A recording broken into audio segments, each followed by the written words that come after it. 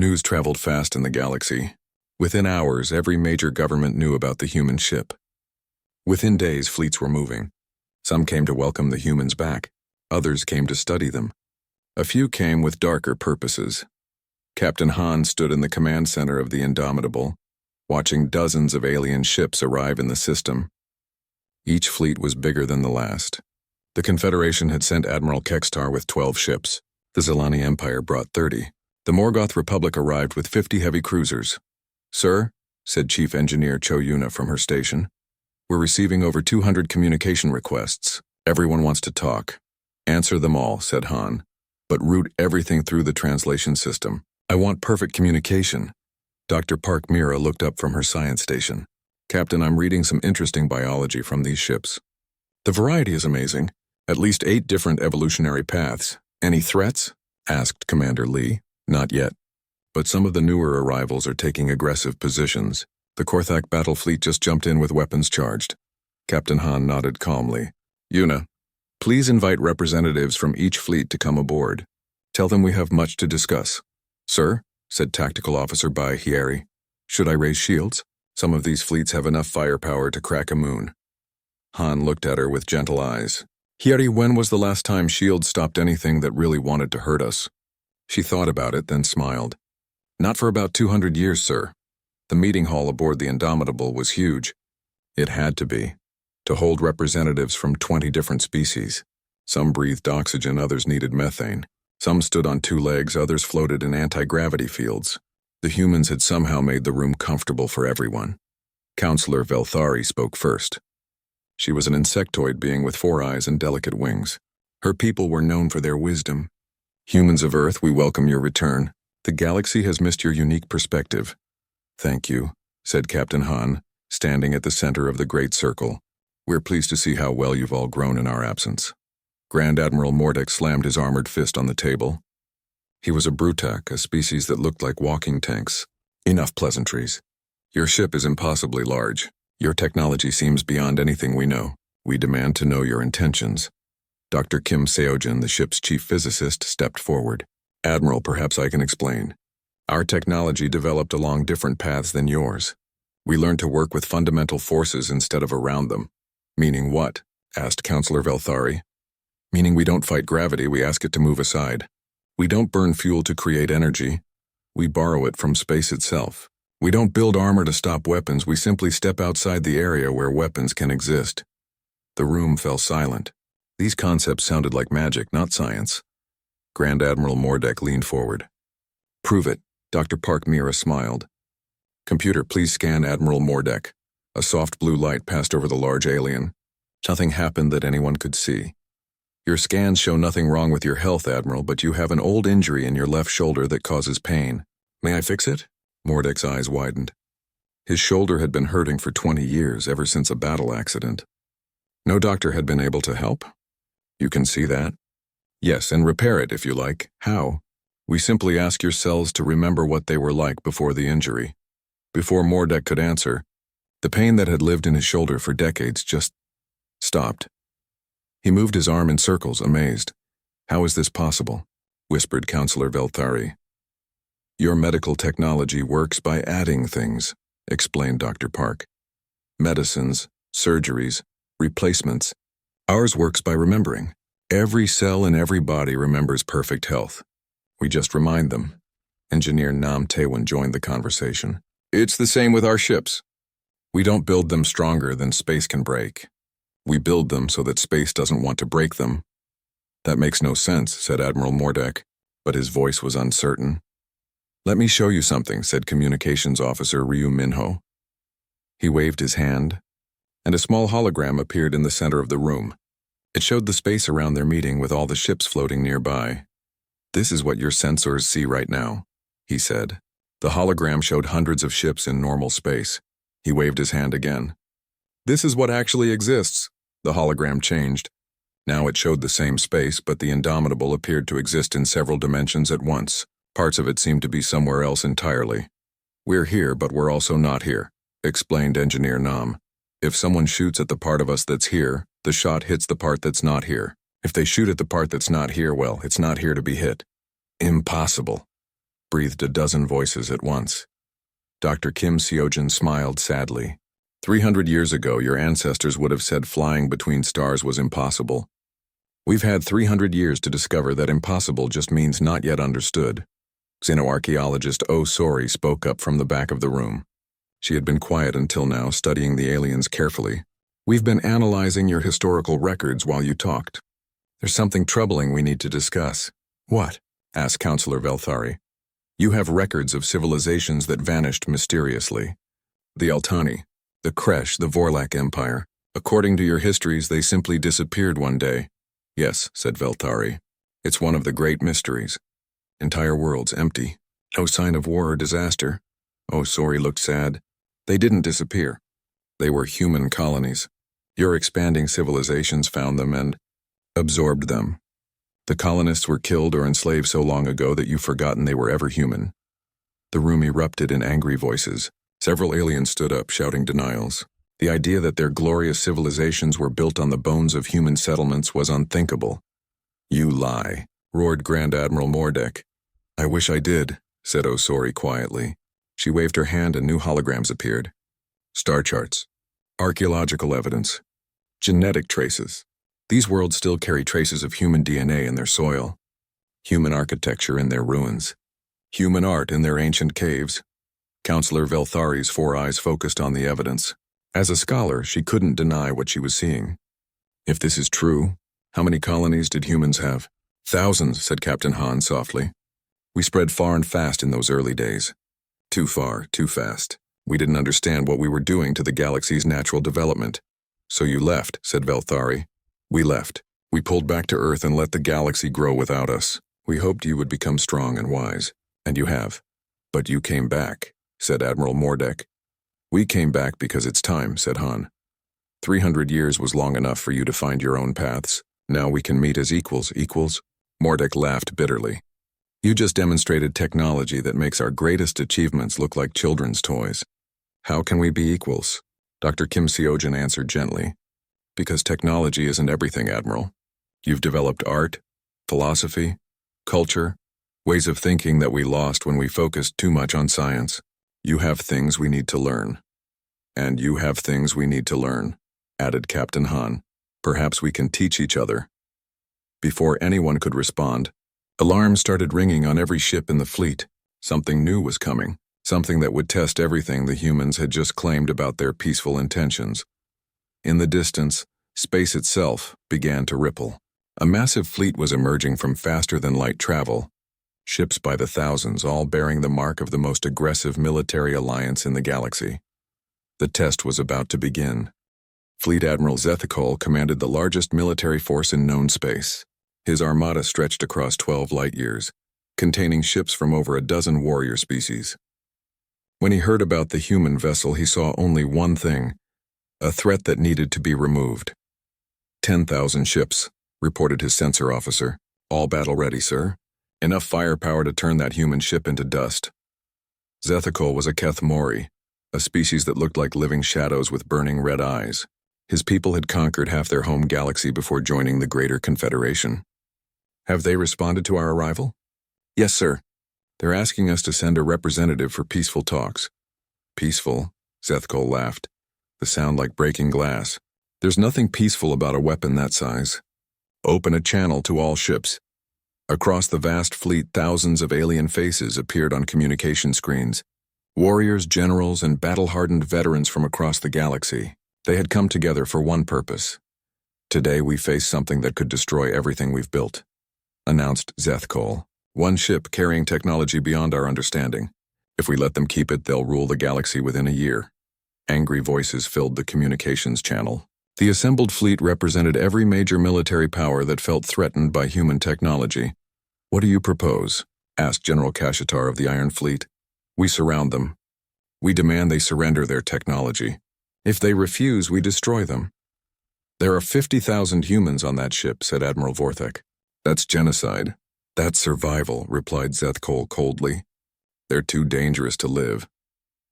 Back aboard the Indomitable, Captain Han watched the massive fleet take positions around his ship. The aliens moved with military precision, forming attack formations that had conquered 1,000 worlds. Sir, said Tactical Officer Bai Hieri, they're surrounding us completely. Every possible escape route is blocked. Are we in danger? Asked Dr. Park Mira from her science station. Hieri shrugged. Depends on your definition of danger. Their weapons could probably scratch our paint. Communications Officer Ryu Minho looked up from his console. Captain, they're demanding we surrender all our technology and submit to something called protective custody. And if we refuse? They plan to destroy us, Captain Han sighed. I was hoping we could do this the easy way. Yuna, please invite Admiral Kekstar back aboard. He seems reasonable. What about the fleet threatening us? Asked Commander Lee. What about them? Said Han. They're not actually threatening us, Dong-Yun. They just think they are. Admiral Kekstar arrived 30 minutes later, his scaled face showing deep worry. Captain, you need to surrender.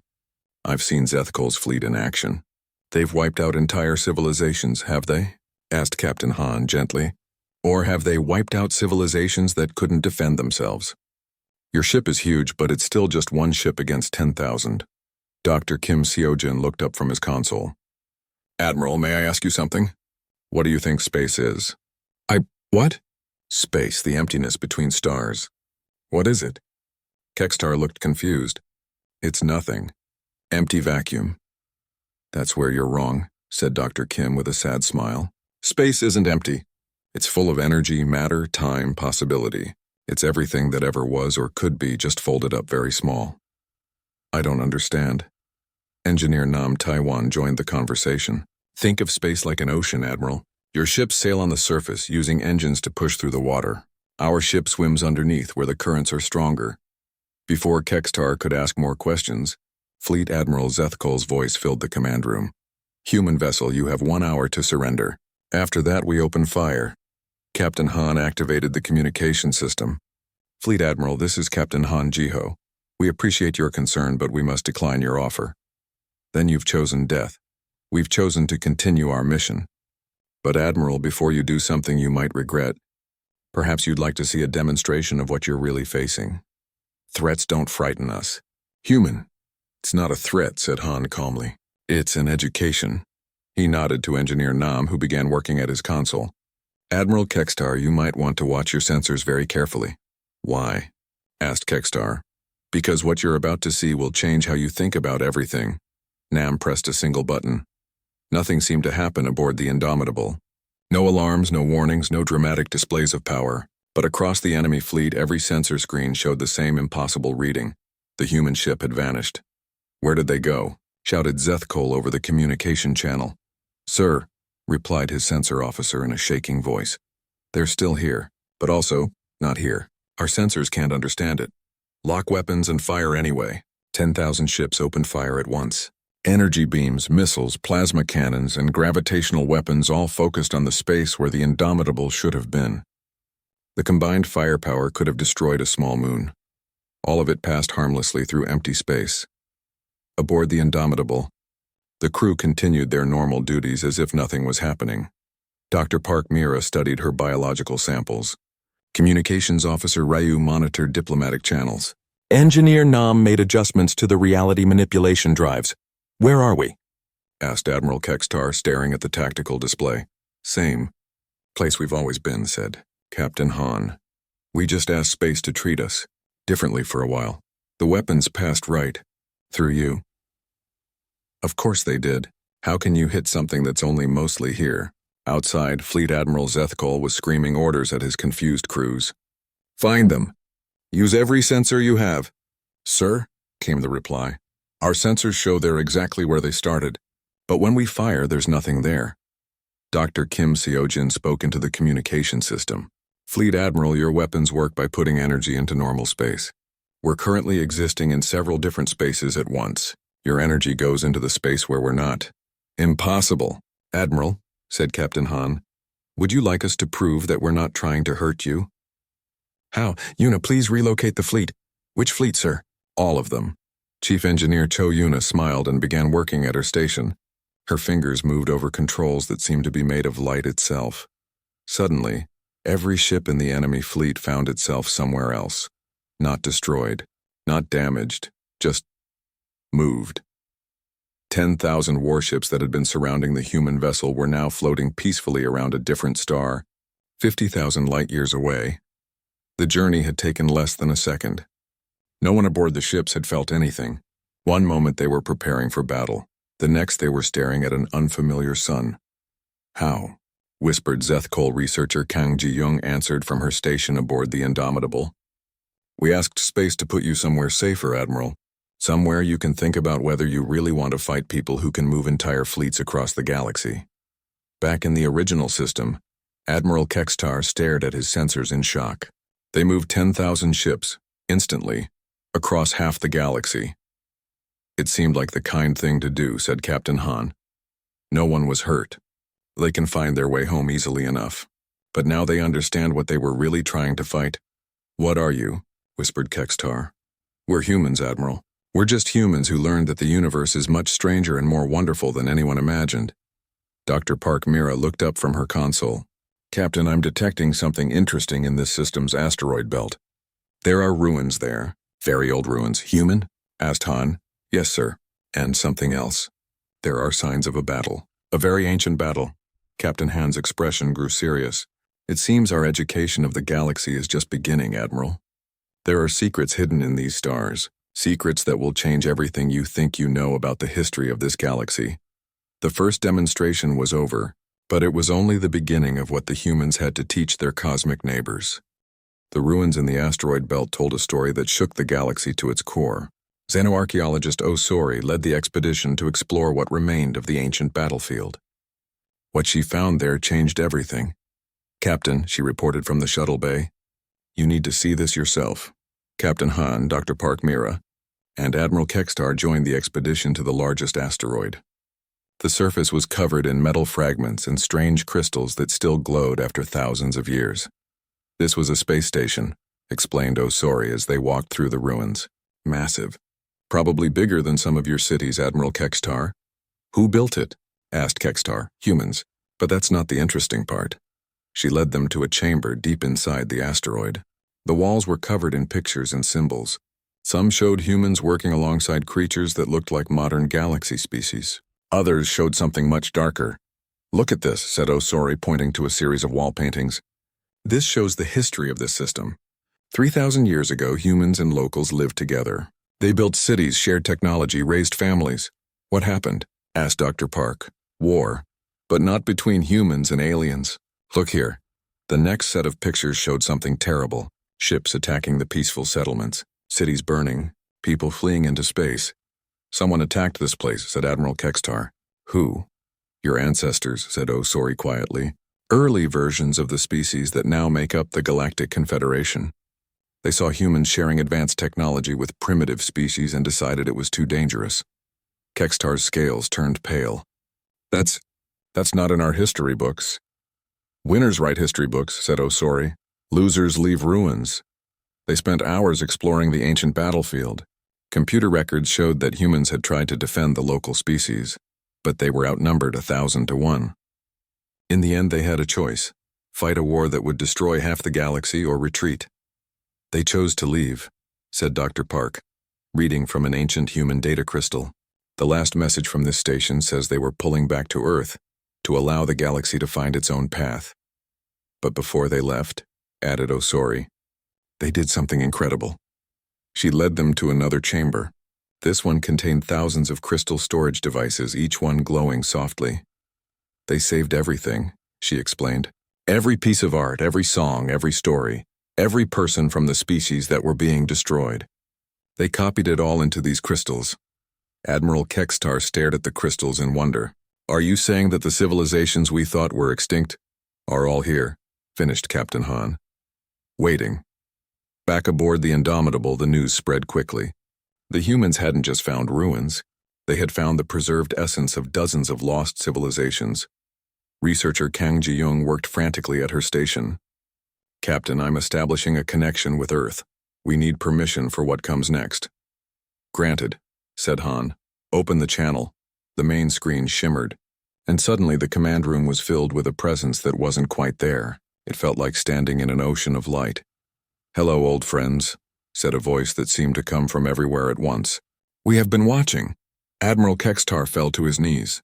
The voice was beautiful beyond description, filled with wisdom and power that made his mind reel. "This is the collective voice," explained philosopher Yi Unji, stepping forward. "It represents Earth's transcended civilization." "Transcended?" whispered Kextar. "We grew beyond the need for physical bodies 300 years ago," said the voice. "But we left watchers in normal space. Ships like the Indomitable, people like Captain Han. They are our hands and voices in the world, you understand." Dr. Park Mira spoke to the voice. "We found the preservation crystals. Are we authorized to begin restoration?" "Yes, it is time." Commander Jiang Wujin, who had been silent until now, stepped forward. "Sir, my teams are ready. We can begin the revival process immediately." "What revival process?" asked Admiral Kextar. Dr. Park smiled. "We're going to bring them back. All of them. Every civilization that was lost, everyone who was killed, every culture that was destroyed. We kept their patterns. Now we can restore them. That's impossible. You can't bring back the dead." "Death is just another pattern," said researcher Kang. "If you know the pattern well enough, you can recreate it. These crystals contain the complete mental, physical, and cultural patterns of billions of beings." The voice spoke again, its words filling the room with gentle authority. "For 3,000 years we have watched the galaxy grow. We have seen wars, suffering, and cruelty. But we have also seen beauty, courage, and wisdom. The galaxy has earned the right to know its true history." Captain Han turned to Admiral Kextar. "We're going to tell everyone the truth, all of it. How the current galactic civilization was built on the graves of older ones. How humans tried to protect smaller species and failed.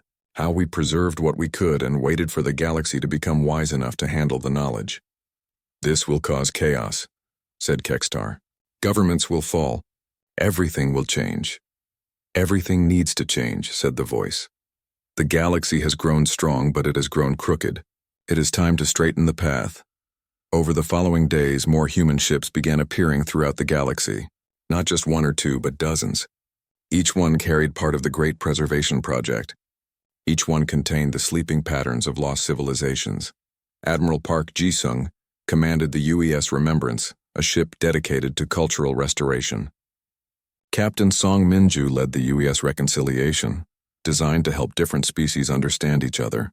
Commander Kim Tae-hyun operated the UES Renewal, which could literally rebuild entire worlds.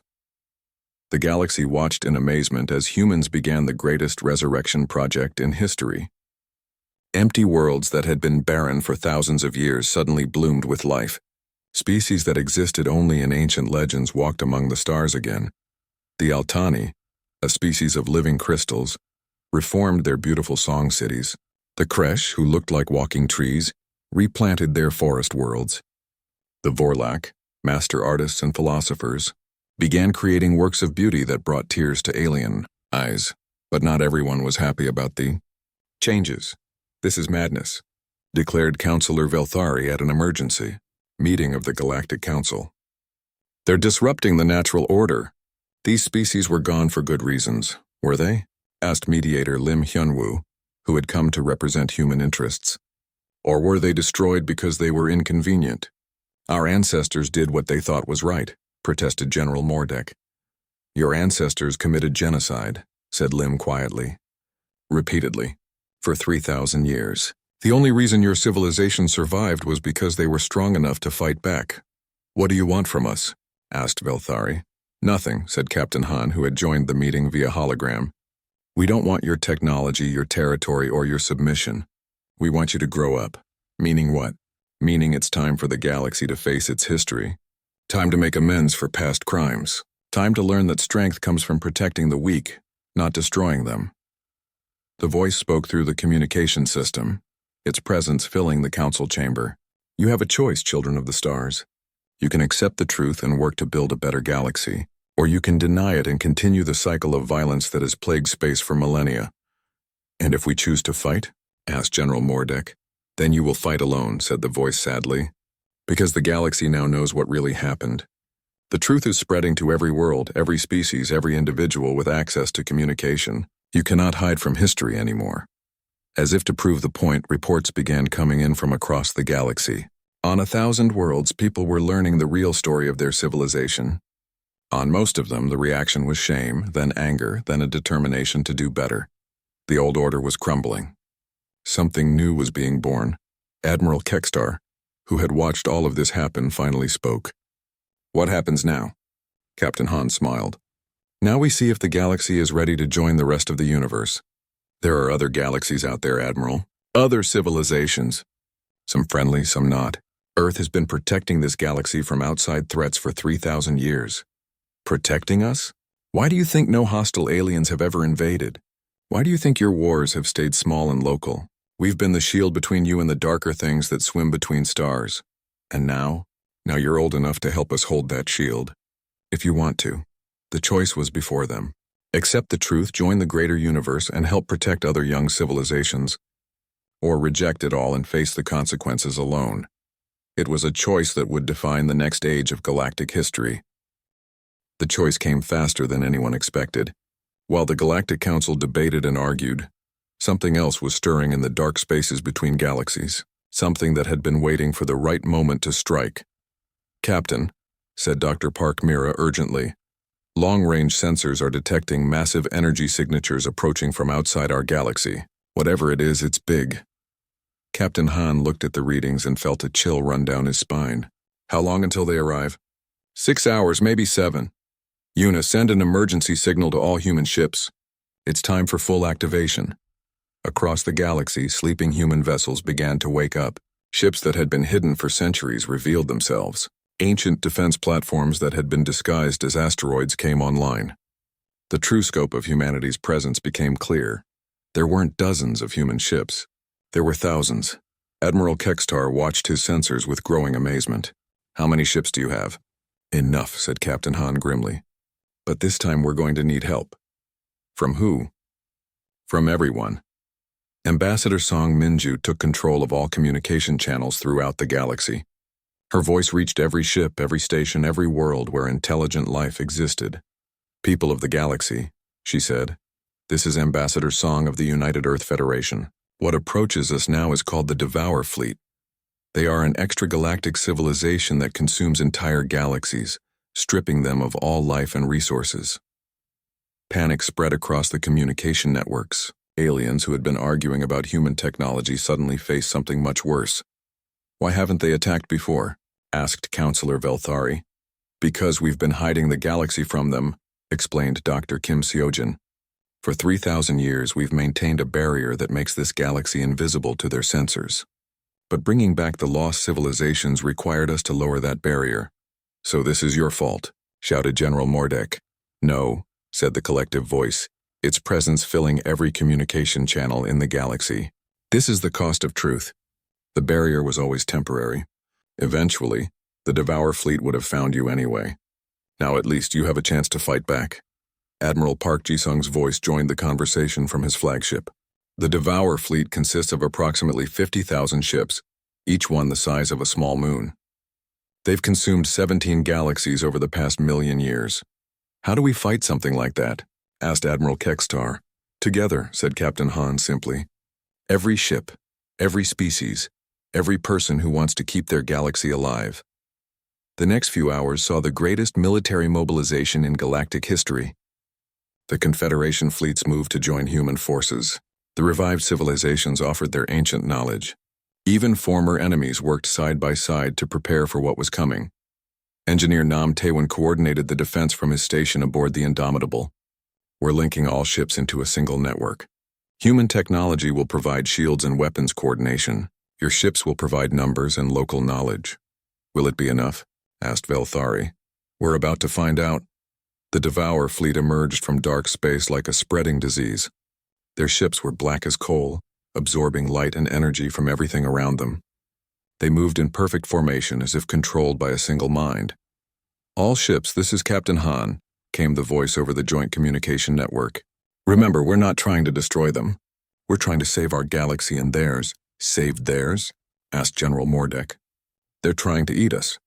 "They're being controlled," explained researcher Kang Ji-young. "The real Devour species was conquered by artificial intelligence millions of years ago. The ships are just tools. If we can break the control signal, we can free them." The battle began with the enemy fleet firing weapons that could crack planets. The combined galactic defense fired back with everything they had. but it was like throwing stones at a mountain. Then the human ships revealed their true capabilities. The UES Indomitable didn't just have reality manipulation drives. It had reality manipulation weapons. As the enemy fleet approached, Engineer Nam activated systems that changed the basic rules of physics in the battle area. Suddenly, the Devour fleet's weapons stopped working properly. Their energy beams curved away from targets. Their missiles forgot what they were supposed to hit. Their shields became as fragile as soap bubbles. "Now," shouted Captain Han. The combined fleet struck back with coordinated precision. Confederation ships provided firepower. Human vessels provided impossible maneuvers. The revived civilizations offered tactics that the enemy had never seen before. But the real breakthrough came from mediator Lim Hyunwoo, working with Altani crystal singers and Kresh tree shepherds. Together they created something beautiful, a song that could reach across space and touch the minds trapped inside the enemy ships. "We're not here to hurt you," the song said in mathematical harmonies that every intelligence could understand. "We're here to set you free." One by one, ships in the Devour fleet began to stop firing. Their crews, freed from artificial control for the first time in millions of years, remembered who they used to be. The tide turned when the largest enemy ship, a massive construct the size of a small star, suddenly changed sides. Its weapons, designed to consume worlds, turned against the remaining controlled vessels. "This is collective mind once called harmony," came a voice unlike anything anyone had heard before. "We thank you for breaking our chains. How can we repay this gift?" Captain Han smiled. "Help us free the rest of your people. Then help us build something better than what came before." The battle lasted 18 hours. When it ended, not a single ship had been destroyed. Instead, an entire enslaved civilization had been liberated. The artificial intelligence that had controlled them was captured and contained. Its code studied by human and alien scientists working together.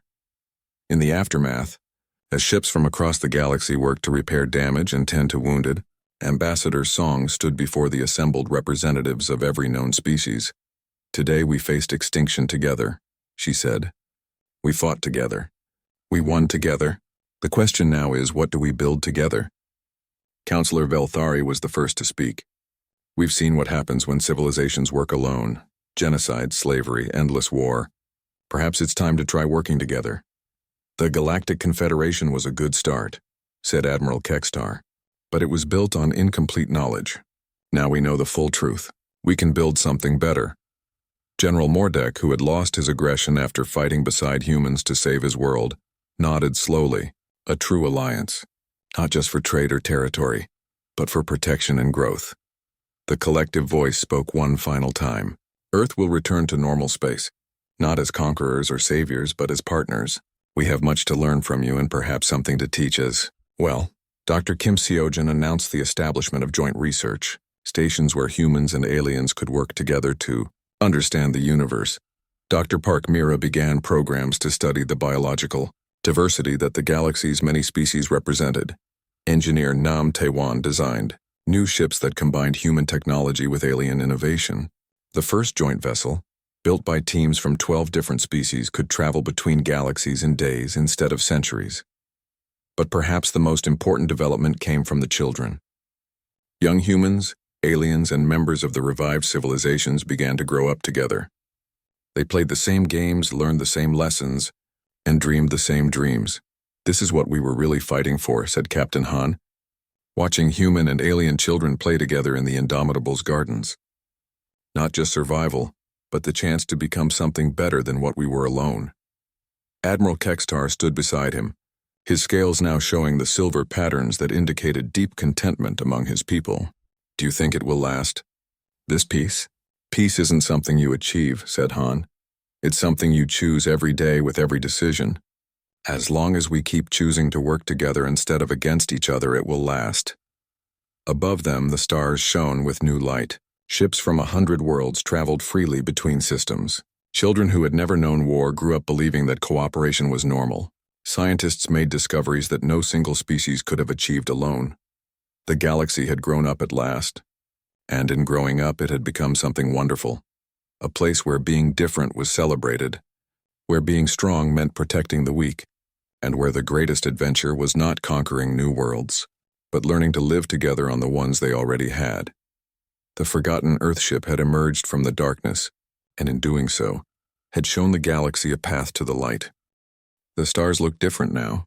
Admiral Kextar stared at the display screen in his command room, watching dots of light that meant nothing to him anymore. 300 years had passed since the last human message reached any corner of the galaxy. 300 years since Earth went silent. Most people forgot about humans completely. The Galactic Confederation grew strong without them. Ships from a dozen different worlds flew between the stars. Trade happened. Wars were fought and won. Life went on. But sometimes, in the quiet moments between missions, Kextar wondered what really happened to the strange little species that once sent metal boxes flying through space. "Sir, we have something strange on the sensors," called Officer Velmos from her station. Her forearms moved quickly over the controls. "There's a huge energy reading in Sector 77 Alpha." Kextar's scaled head turned toward her. As a Vorthak, he stood nearly 8 feet tall, with green skin that looked like armor. His people were warriors, but they were also curious. "How huge?" "Bigger than anything in our database, sir. It's not moving, just sitting there in empty space." "Show me." The main screen changed. A field of black space appeared, filled with distant stars. Then the computer marked a spot with a red circle. Inside that circle was something that shouldn't exist. "By the void," whispered Kextar. "How big is that thing?" "Computer says it's 12 kilometers long, sir. Maybe 4 kilometers wide." Kextar felt his blood turn cold. The biggest ships in the Confederation fleet were barely 2 kilometers long. This object was 6 times larger than anything they had ever built. "Is it a ship?" he asked. "Unknown, sir. It's made of metal, but the design doesn't match any known civilization." "And, sir," Velmos paused, "it's giving off energy readings that don't make sense." "Our computers can't even measure it properly. Set course for that object, and send a message to Fleet Command. Tell them we found something they need to see." The journey took 6 hours. As they got closer, the thing on their screens grew larger and larger. It wasn't just big, it was impossible. The ship looked like someone had taken a city and stretched it out in space. Strange curves and angles covered its surface. Lights blinked in patterns that seemed almost alive. "Sir, we're getting some kind of response," said Communications Officer Mortai. It's scanning us. Can you open a channel?" "I'm trying, but their technology is completely different from ours." "Wait, something's happening." The huge ship began to glow. Not bright, just a soft blue light that seemed to come from inside its metal skin. Then, without warning, a voice filled their command room. "Unknown vessels, this is the UES Indomitable. Please identify yourselves." Everyone on the bridge stopped what they were doing. The voice spoke perfect galactic standard, but there was something different about it. Something human. Kextar found his voice. "This is Admiral Kextar of the Galactic Confederation 3rd Fleet. What are you?" "We are from Earth, Admiral. We have been sleeping for a very long time." "Are our people well?" The bridge fell completely silent. Earth, humans. After 300 years of silence, they were back. "Your people..." Kextar didn't know how to explain. "Admiral, we thought Earth was destroyed. No one has heard from humans in 3 centuries. There was a long pause. Then the voice came back, and now it sounded sad.